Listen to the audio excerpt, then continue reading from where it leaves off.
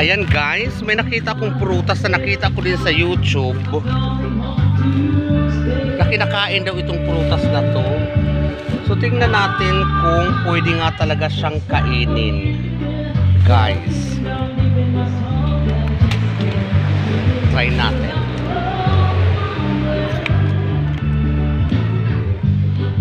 Ang sarap. Ang sarap guys.